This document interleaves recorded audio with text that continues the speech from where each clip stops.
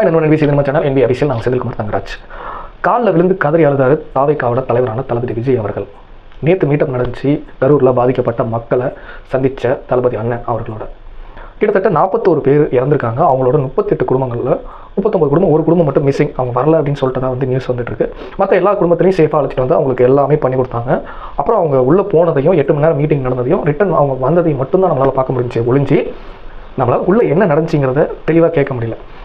அதை வந்து இன்றைக்கி அடுத்த நாளான இன்றைக்கி வந்து நிறைய சேனல்ஸில் வந்து கிட்டத்தட்ட நம்ம பார்க்க முடிஞ்சிச்சு. அதாவது மீட்டிங்கில் போய் கலந்துக்கிட்ட அந்த விக்டிம்ஸோட ஃபேமிலி எல்லாரையும் பேட்டி எடுத்துப்பாங்க இல்லைங்களா. நிறைய ஃபேமிலிஸ் வந்து பேட்டி கொடுத்துருந்தாங்க. அவங்க சொன்ன விஷயங்கள்லேருந்து நம்ம வீடியோக்களில் பார்த்ததுலேருந்து ரொம்பவே கதறி அழுதாரு. அவரோட துக்கம் வந்து அவரை வந்து வெளியில் கொண்டு வராமல் இருந்திருக்கு. இத்தனை நாள் எங்களை வந்து பார்த்துட்டு தான் அவரோட அடுத்த அரசியல் பயணத்தை தொடங்கணும்னு இருந்திருக்காரு. அவர் அழுததை பார்த்து எங்களால் தாங்கிக்க முடியல அப்படின்னு பாதிக்கப்பட்டவங்களோட குடும்பங்கள் பேட்டி கொடுத்ததை கூட இன்றைக்கி அரசியல் அரங்கம்னு சொல்லி வச்சு ஒரு 4 பேர் உட்காந்துக்கிட்டு அதை கொச்சப்படுத்துறதுங்கிறது எப்படி இருக்குது. பிராட்டப் ஒருத்தர் காலில் விழுந்ததை வளர்ப்பு தப்புன்னு சொல்கிற கூட்டம் இயேசுநாதர் கூட முதல் நாள் தன்னோட சீடர்களோட காலை கழுவினார். அதனால் இங்கே ஒரு விஷயத்தை எப்படி பார்க்குறோங்கிறது இருக்குல்ல, அதுதான் விஷயம். இங்கே நிறைய ஊடகவியலாளருக்கு வந்து ப்ரெஸ் பீப்புள்ஸ் வந்து நேர்மறையான கருத்துக்களை சொல்ல பயப்படுறதுக்கான ரீசன்ஸ் வந்து எல்லாருக்குமே தெரியுதுன்னு வச்சுக்கோங்களேன். ஓகே, அதையும் தாண்டி சில பேர் வந்து நேர்மறையான கருத்துக்களையோ உண்மையோ மக்கள்கிட்ட கொண்டு போய் சேர்க்கணும்னு போராடுறாங்கல்ல. என்ன தம்பி, தளபதிக்கு சாதகமாக பேசினா உங்களோட பாயிண்ட் ஆஃப் வியூவில் நல்லவங்க அப்படி தானே அப்படின்னு கேட்குறீங்கன்னா அது உங்களோட பாயிண்ட் ஆஃப் வியூ வச்சுக்கோங்க. அதை பற்றி எந்த விதமான கருத்துக்களும் நாங்கள் சொல்கிறதா இல்லை. தூட்டுறோம் நம்ம தளபதி சொன்ன மாதிரி தான் எதுக்குறாங்களே அப்போ கரெக்டான பதில் தான் போயிட்டுருக்கோன்ற மாதிரி. ஏன் இதை சொல்கிறேன், இந்த பாயிண்ட்டை ஏன் சொல்கிறேன் அப்படின்னு கேட்டிங்கன்னா, இவ்வளோ இதுக்கு பின்னாடியும் கூட 1-2 சேனல்ஸ் இவ்வளோ நாள் பேசிகிட்டு இருந்தவங்க கூட இப்போ மாற்றி பேசுகிறாங்க. ஈவன் சவுக் சங்கர் அவர் கூட மாற்றி தான் கொஞ்ச நாள் 2 நாள் முன்னாடி வீடியோக்கெல்லாம் மாற்றி தான் பேசியிருந்தார். ஏன் தம்பி விஜய்க்கு சாதகமாக பேசலான்னு கேட்டிங்கன்னா திரும்ப அதே தான் சொல்கிறேன். அது உங்களோட பாயிண்ட் ஆஃப் வியூ. எங்களுக்கு என்ன தோணுதுன்றது இல்லை, மக்கள்கிட்ட உண்மையை கொண்டு போய் சேர்க்கணும்னு இன்றைக்கி வரைக்கும் போராடிட்டு இருக்காங்களே. அதில் பார்த்தீங்கன்னா ரெட்பிக்ஸ் சேனலோட அந்த நிறுவனர் இருக்கார் இல்லைங்களா, ஃபெலிக்ஸ் ஜெரால்ட், அவரும் அடுத்த தலைமுறையான அவரோட மகளான எலிசபெத்தை இன்னைக்கு கொண்டு வந்து ஒரு உண்மையான ஜெர்னலிசம் என்ன அப்படின்றத வந்து யூடியூப்பில் போட்டு நம்ம எல்லாருக்கும் கொண்டு போய் சேர்க்கணும்னு ஒரு முயற்சி எடுத்துகிட்டு இருக்காரு. அவருக்கு ரொம்ப மகிழ்ச்சியாக இருக்குது. ஒரு மாற்றத்தை எதிர்பார்த்து ஓடிட்டுருக்க ஒரு கூட்டம் இருக்கு இல்லைங்களா, அந்த கூட்டம் எல்லாமே கண்டிப்பாக உங்களுக்கு சப்போர்ட் பண்ணுவாங்க.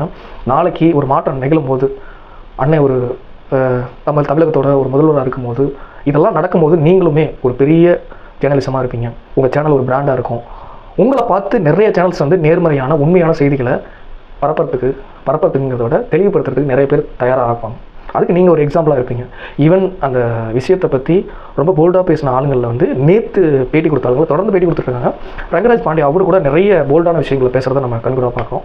இந்த மாதிரியான பல எதிர்ப்புகளை தாண்டியும் நிறைய நல்ல விஷயங்கள் நம்ம காதில் வந்து விழும்போது ரொம்ப ஹார்ட்ஃபுல்லாக ரொம்ப சந்தோஷமாக இருக்குன்னு வச்சுக்கோங்களேன். Okay, coming to the point. பாதிக்கப்பட்ட மக்கள் அண்ணன் பார்த்துருக்காரு.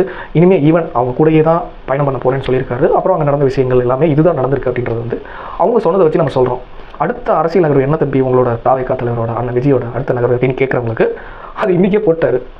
அதாவது மலையில் அந்த பயிர்கள் நாசமாகி முளைச்சி வெளியில் வரதை பார்க்க பொறுத்துக்க முடியாமல் எத்தனையோ பேர் வந்து போய் கேள்வி கேட்டிருக்காங்க. அதுக்கு கவர்மெண்ட் சைட்லேருந்து அந்த பதிலையும் நம்ம சோஷியல் மீடியாவில் பார்த்தோம். இதெல்லாம் தாண்டி ஒரு விஷயங்கள் இருக்குல்ல, இன்றைக்கி அண்ணன் வந்து ஒரு அறிக்கை விட்டுட்டார். இப்போ பாதிக்கப்பட்ட விவசாயிகளுக்கு இவ்வளோ சேதமாயிருக்கு, கொள்முதல் ஏன் பண்ணல, இந்த அரசாங்கம் என்ன பண்ணிட்டு இருக்குன்ற மாதிரி ஒரு ஸ்டேட்மெண்ட் கொடுத்துருக்காருன்னு வச்சுக்கோங்க. இதனால் எப்படி பேச்சுவார்த்தை ஆகுதுன்றதை நம்ம பார்ப்போம். அதாவது அண்ணன் தளபதி பேசுகிறதுக்கு முன்னாடி, அந்த விஷயத்தை எடுக்கிறதுக்கு முன்னாடி, அதுக்கப்புறம்ன்ற மாதிரி எல்லா விஷயத்துலையுமே 2 கோணம் இருக்குது. அது நாளைக்கு நம்ம பாதிக்கப்பட்ட விவசாயிகளோட அந்த விஷயத்துலையும் பார்ப்போம் அப்படின்னு நினைக்கிறோம். அப்புறம் முக்கியமாக அந்த ஃபேக் நியூஸ் அதை பற்றி ரெட்பிக்ஸ் சேனலில் பார்த்தாங்க. அதை நான் கேட்கும்போது எனக்கு தோணுச்சு, அண்ணன் வந்து விக்டிம்ஸ் அவங்க ஃபேமிலி கூட பேசிகிட்டு இருக்காரு. உள்ள எந்த ஊடகவியலாளரும் போகல. அதுக்கு மெயின் காரணம்னு பார்த்தீங்கன்னா அவரோட அந்த அழுகையும் அவரோட அந்த சோகத்தையும் அந்த ஒரு இறக்கமான ஒரு விஷயம் நடக்கிற அந்த இடத்துல கூட அவர் அரசியல் பண்ணுறாரு, காலில் விழுவது கூட ஒரு நாடகம்னு பேசிடுவாங்க. இது ஒரு பெரிய அரசியல் ஆக்கிடுவாங்கிறது மெயின் ரீசன். ஆனால் குறிப்பிட்ட ஒரு சேனல்ஸ், இதுவே நான் ரெட்பிக்ஸ் சேனல்ஸ்லாம் பார்த்தேன். கலாட்டான்ற நம்மால் அந்த சேனல் வந்து தூய்மை பணியாளர்கிட்ட அண்ணன் விஜய் பேசின அந்த ஃபுட்டேஜை போட்டு இதே நேரத்தில் அவங்க பேசிகிட்டு இருக்க அந்த நேரத்துலேயே நம்மளால் ஒரு ரூட் விட்டுருக்கோம்.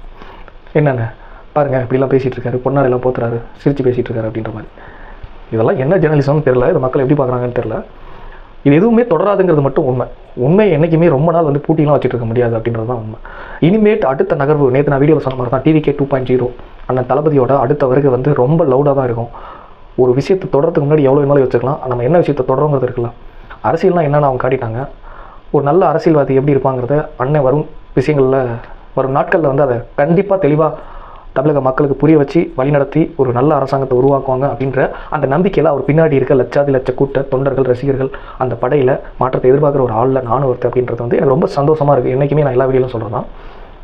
நாளைக்கு வேற ஒரு நியூஸோட வீடியோவோட நான் உங்களுக்கு பார்க்குறேன். கடவுளை சைனிங் ஆஃப். நான் செந்தில்குமார் தங்கராஜ்.